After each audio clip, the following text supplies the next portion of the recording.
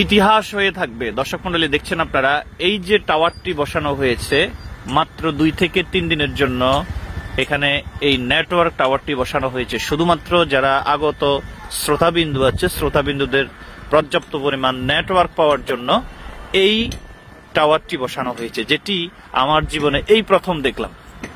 স্বয়ং tower company অর্থাৎ রবি company directly এসে ওনারা টাওয়ার বসাচ্ছেন শ্রোতাবিন্দুদেরকে আপনার নেটওয়ার্ক দেওয়ার জন্য। এই ঘটনা শুধু আজহারের মাহফিলেই ঘটে থাকে। আসসালামু আলাইকুম রহমতুল্লাহ। আজহারের মাথা নিয়ে আসলে 10 লক্ষ টাকা পুরস্কার। একজন মুসলিম আর একজন মুসলিমের মাথা কখনো আনতে পারে?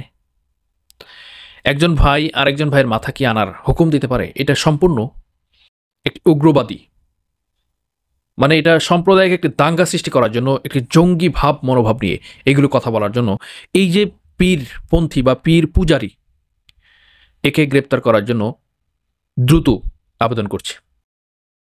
কারণ বাংলাদেশ শান্তিময় বাংলাদেশ, ইসলামের বাংলাদেশ, কোরআনের বাংলাদেশ।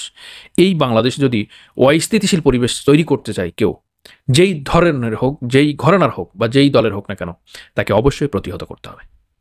হোক সে জামাত ইসলামী, হোক সে চরমনাই, চর্চিনা, আটরশি, অন্য কোনো ঘরানার পূজারী, তাতে ইসলামের ক্ষতি হবে এ ধরনের কোনো ঘরানা প্রয়োজন নেই বাংলাদেশে।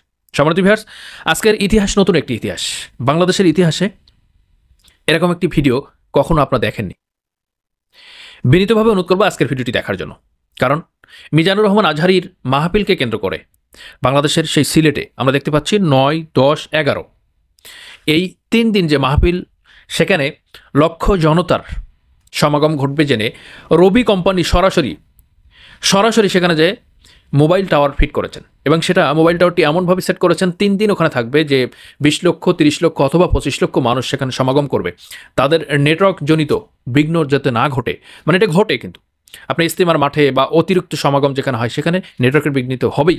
কারণ নেটওয়ার্কের একটি ধারণ ক্ষমতা আছে, ওয়েবের একটি ধারণ ক্ষমতা আছে। সেই ধারণ ক্ষমতার বাইরে যখন চলে যাবে তখন আপনার কথা বাফারিং হবে, আপনার কল ড্রপ করবে, এই ধরনের বিভিন্ন আসবে। কিন্তু আপনারা যেটা দেখছেন যে মিজানুর রহমান আজহারীর মাহফিলকে কেন্দ্র করে আজকে মোবাইল কোম্পানির টাওয়ার যদি নতুন করে অস্থায়ীভাবে বসায় এবং সেটা লক্ষ লক্ষ টাকা খরচ করে সেই মোবাইল কোম্পানি যদি এই কাজটি করতে পারে, কিসের জন্য করছে? ইসলামের জন্য, বাংলাদেশের জন্য, বাংলাদেশ মুসলিম উম্মার জন্য এই কাজটি করছে। পৃথিবীতে বাংলাদেশে এখনও পর্যন্ত এরকম নজির হয়নি যে কোনো ওয়াজ মাহফিলে এই ধরনের মোবাইল টাওয়ার সেট করেছেন।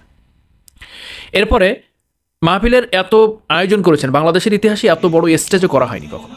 এই যে স্টেজটা করেছে, চোখ কপালে ওঠার মতো একটি কাজ করেছেন, বা ইতিহাস তৈরি করার জন্য একটি কাজ করেছেন, ইতিহাস রেখে যাওয়ার মতো, ইতিহাস করার জন্য একটি কাজ করেছেন। আর সেই মিজানুর রহমান আজহারীকে একদল মানুষ তাকে কটাক্ষ করছে, রসুল বিদ্বেষী বলছে, ইসলাম বিদ্বেষী বলছে, জামাতি প্রোডাক্ট বলছে, বিভিন্নভাবে তাকে প্রতিহত করার জন্য চেষ্টা করছে। সম্মান, মান, এগুলো আল্লাহ প্রদত্ত, আল্লাহ থেকে আসে। আমি একজন মানুষকে যদি সম্মান হানি করতে চাই, আর আল্লাহ যদি তাকে সম্মানিত করতে চাই, পৃথিবীর সকল মানুষ যদি সম্মান হানির জন্য তাকে চেষ্টা করেন, আল্লাহ যদি তার পক্ষে থাকে, আল্লাহ যদি তার ভালোবাসা দিয়ে থাকে, আল্লাহ যদি তার রহমত বরকতের চাদরে আবৃত করে থাকে, পৃথিবীর কোনো মানুষ তাকে এই সম্মানহানির ব্যাপারে বিন্দুমাত্র ক্ষতি করতে পারবে না। কারণ মিজানুর রহমান আজহারী যদি রসুল বিদ্বেষী হয়, রসুলকে কটাক্ষ করে, রসুলকে উপহাস করে, তাহলে রসুলের ভালোবাসার জন্য তিনি জজ করেছেন, এগুলো কি করেছেন, কেন করেছেন? রসুলকে তিনি ভালোবাসেন, রসুলের জন্যই পুরো জিন্দেগি তিনি বরবাদ করে বাংলাদেশ ছেড়ে বিদেশে কাটিয়েছেন বিগত স্বৈরাচারের হাসিনার আমলে। তাহলে এই কাজটি তিনি কেন করেছেন? একমাত্র রসুলের আদর্শকে ধারণ করে, রসুলের জীবন আদর্শকে বাস্তবায়ন করার জন্য, কোরআন এবং সুন্নাহর এই মুসলিম উম্মাকে একমত করার জন্য এই কাজটি তিনি করেছেন। আর যারা ভুল বুঝছেন তারা আসলে তার ভালো চান না, তার সেলিব্রিটি দেখে, তার মানুষের সমাগম দেখে এটা হিংসাত্মক মনোভাব নিয়ে তার বিরোধিতা করতে হয়, তাই করছে তারা। আসলে ইসলামের জন্য, এই মুসলিম উম্মার জন্য তারা ভালো কিছু আশা করে না, ভালো কিছু চায় না। তাদের কাজই হচ্ছে সারাটা জীবন বিতর্কিত করা, সমালোচনা করা বা মানুষকে এই ধরনের হেয় প্রতিপন্ন করা। কিন্তু কখনো কোনো মানুষকে বিতর্কিত করে, কোনো মানুষকে উপহাস করে, কোনো মানুষকে ছোট করে আপনার আমার কোনো ধরনের আজকে নজির দেখাতে পারবেন না যে কোনো মানুষ বড় হয়েছে।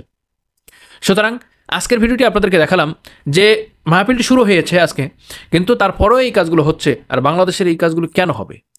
আজকে যে একটি প্রোগ্রাম দেখলাম, সেই প্রোগ্রামটি হচ্ছে জামাত ইসলামের বিরুদ্ধে করার জন্য। এটা বিএনপি জাতীয়তাবাদী দল করেছে। কিন্তু আপনি একজনকে বিরোধিতা করে বা একজনকে আপনি নিপীড়ন করে, একজনকে উপহাস করে, একজনকে স্বাধীনতা বিরোধী তকমা দিয়ে আপনি কতটুকু মানে উপকৃত হচ্ছেন নাকি ক্ষতিগ্রস্ত হচ্ছেন, এটা তো দেখার বিষয়। এটা তো আপনাকে দেখতে হবে, এটাকে জানতে হবে, এটা বুঝতে হবে। আপনি একটা দলকে ভালো বললে আপনার মানুষের কাছে সম্পৃক্ততা পাচ্ছেন কিনা, বা একটা দলকে খারাপ বলে আপনার আসলে অর্জনটা হচ্ছে কিনা, এটা কিন্তু দেখার বিষয়। মানুষ মাত্রিক ভুল হবে। কোনো মানুষ নিজেকে পরিচালনা করা, দল পরিচালনা করা ফেরেশতা দিয়ে করে না, মানুষ করে। তো যে দলের হোক তিনি ভুল করবেন, ভুল হওয়াটাই স্বাভাবিক, এবং ভুল শুধু মানুষই করে, তাই ছাড়া কোনো গরু, ছাগল, জীব জানোয়ার এগুলো করে না। এই আশরাফুল মাখলুকাতরাই ভুল করে থাকে। যদি ভুল না করতো, আদম আলাইহিসসালাম এবং হাওয়া আলাইহিসসালামের যে ঘটনা ঘটেছেন পৃথিবীর শুরু থেকে, সে ঘটনা ঘটতো না। সুতরাং আসুন আমাদের জীবনকে আরও উদারপন্থী করি, আমাদের বুককে আরও প্রশস্ত করি, আমাদের মানবতাকে আরও বিলীন করি, শিথিল করি, যে আমরা যেন উদারভাবে মানুষের ভালোবাসা দিয়ে, এই উদারতা দিয়ে ইসলাম প্রতিষ্ঠিত করতে পারি। এই কামনা ব্যক্ত করে আজকে ছোট্ট ভিডিও থেকে বিদায় নিচ্ছি। আসসালামু আলাইকুম রহমতুল্লাহ।